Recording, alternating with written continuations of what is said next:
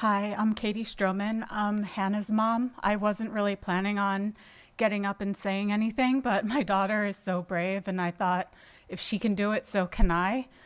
Um, Hannah, she's a really sweet person who always wants to help everybody out, and so is Gianna.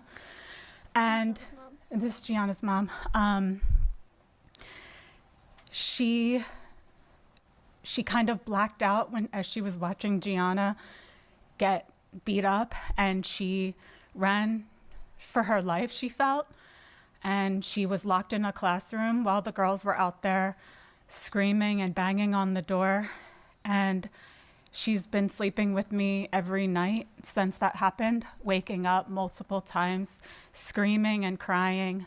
I spent the whole day on the phone trying to find a counselor that she can go work with, and she's scared to come back to school because on social media over the weekend, the girls are saying that she's next. She's one of the next targets. And I don't know, I don't think as a mom I can send my daughter back here if those girls are in the school. And I don't think it's fair for her to have to come back here if those girls are here.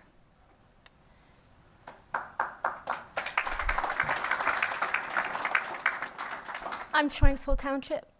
My name's Shayna Messina. My daughter was the victim. And that's no call any mother or any parent should ever have to get. And, it's hard because when I came into the school, the police officer was like, you don't want to see it. It's so violent.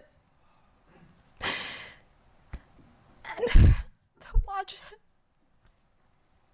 this teacher, counselor, hover over my child and protect her from potentially getting even worse was heart-wrenching.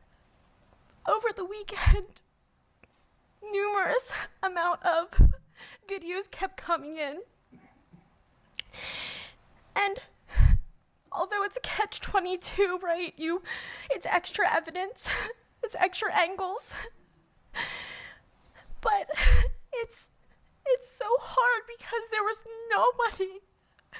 nobody there, no security guards. It took so much time, and in that time, I could have hurt her even more. I work for MCIU, and I know that in that facility, we have walkies. So if there's an emergency, we can contact somebody. There was no emergencies, like nobody. None of the students would go and ask for help, nothing. And I think that Mrs. Russell was very right. I think we need to educate our students in how we can come together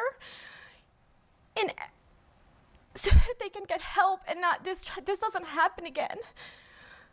I don't know if it's to hold arms or lock arms and 3 other students going try to find extra help, but to have other kids have to run for their safety and lock the door, it's just not acceptable.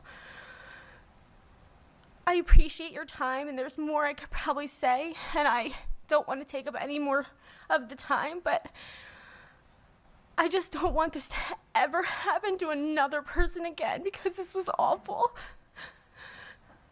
So I appreciate your time.